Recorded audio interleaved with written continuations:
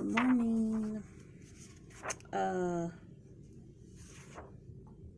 Chapter 4, verses 1 through 17 are my study for today. I don't know why they broke up, why the study thing I'm following broke it up this way. Chapter 2 was so long, and they choose to break up chapters 4 and 5. Maybe there's a reason for that. I don't know. But chapter 2 was so long. Why didn't they break that one up? Anyways, chapter 4, Lehi has died. Spoiler alert. But here are some interesting things that I learned. So in the Ludlow book, it talks about the prophecies of Joseph who was sold into Egypt. That's chapter 4, verse 2. It talks about it. And he goes into how they're in the brass plates, but they're not in the Old Testament. There's no prophecies of Joseph sold into Egypt in the Old Testament. And where are they? Why don't we have them? And he says, some of the writings of Joseph are still in existence, but have not been published to the world. Joseph Smith said that he received some papyri scrolls that contain the records of Abraham and Joseph at the same time he obtained a mummy from Michael Chandler. Anyways, these scrolls contained a history of Abraham and Joseph, and he said, "Thus I have given a brief history of the manner in which the writings of the fathers, Abraham and Joseph, have been preserved, and how I came into possession of the same, a correct translation of which I shall give in its proper place. The record of Abraham, translated by the prophet, was subsequently printed, and it is now known as the Book of Abraham in the Pearl of Great Price. However, the translation of the Book of Joseph has not yet been published. Evidently, the record of Joseph was translated by the prophet, but perhaps the reason it was not published was because the great prophecies therein were too great for the people of his day." Interesting. And then he also talks about the descendants of Sam. I was saying the other day how there are no Samites. They have Lamanites and Lemuelites and Ishmaelites and Zoramites, and why not Samites? And he says that in Sam's blessing, although Nephi's brother Sam evidently had children, there are no Samites mentioned in the Book of Mormon. Perhaps Lehi's promise to Sam that his seed would be numbered with the seed of Joseph helps to explain why the record does not refer to Samites, whereas the descendants of the other sons.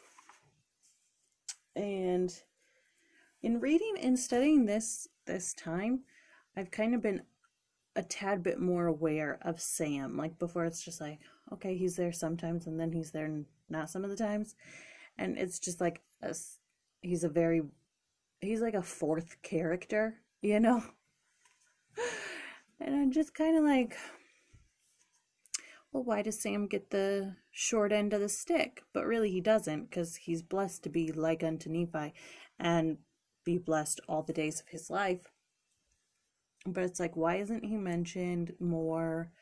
Like, he doesn't do bad things, so he doesn't get mentioned with Laman and Lemuel. But, you know, Jacob and Joseph, they take over the preaching and stuff. I suppose it's because he was older than Nephi, and they needed youngins to bring up the reins. So then here my supplemental.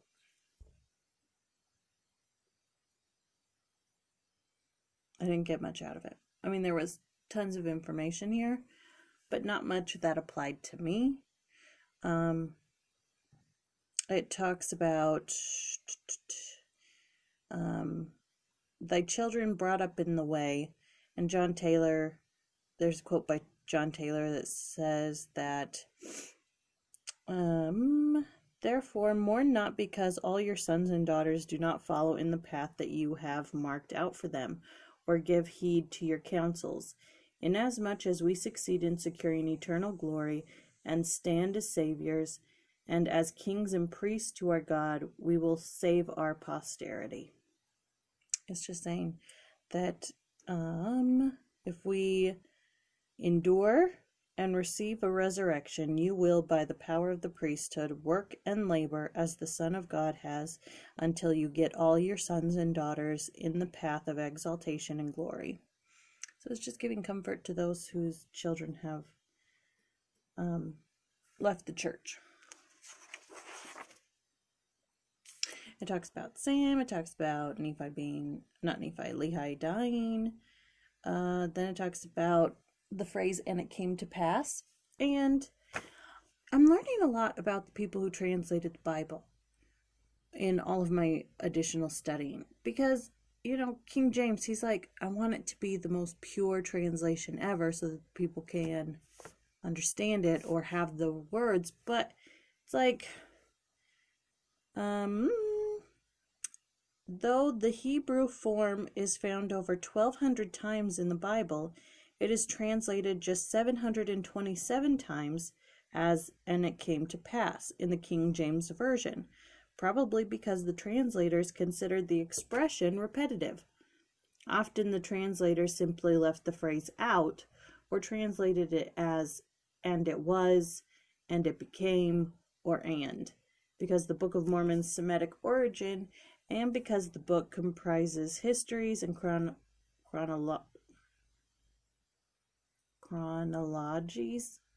Don't judge me.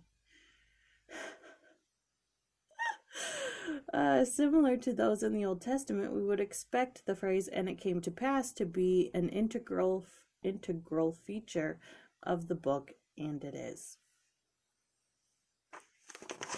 So learning a lot about the translation of the Bible and how they kind of got lazy. And then it goes on to talk about how in 15 and 16, Nephi talks about how his soul delights in the scriptures, and it asks, how do we feel about the scriptures? How do we delight in them? Do we ponder them? And then apparently 17 through 35 is considered the Psalm of Nephi, which I don't know if I've ever heard it being referred to as the Psalm of Nephi. Anyways,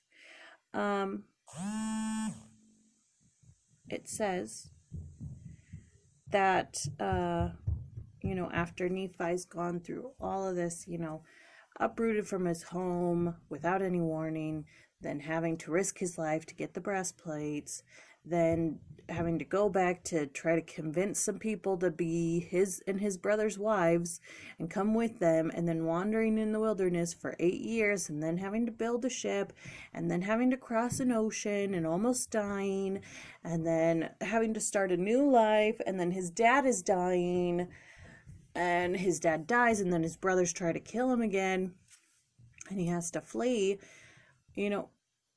all these things that happen to him. And then he goes into his psalm and talks about how much he loves the scriptures and the gospel and Jesus. So tomorrow I will be reading 18 through 35, because I read 17. Like, why'd they break it up like this? Anyways, so tomorrow will be the Psalm of Nephi for me. And yeah, a lot of facts, a lot of interesting facts I learned today. Not too much on the spiritual side. Let's see. Hang on a second. I'm looking at my book here. My notebook from when I did the study, and it says, at the end of chapter 4 is a beautiful prayer that Nephi offers. I need to study this prayer more and try to make my prayers a little more like it. All he and Lehi want is for their family to walk in righteousness. The pleading of Lehi in chapter 3 reminds me of my father's passing. He wanted to make sure that we knew he knew, and wanted us to know that this gospel is true. Live righteously. So apparently I did recognize the beauty of it. I just forgot. All right. Talk to you tomorrow.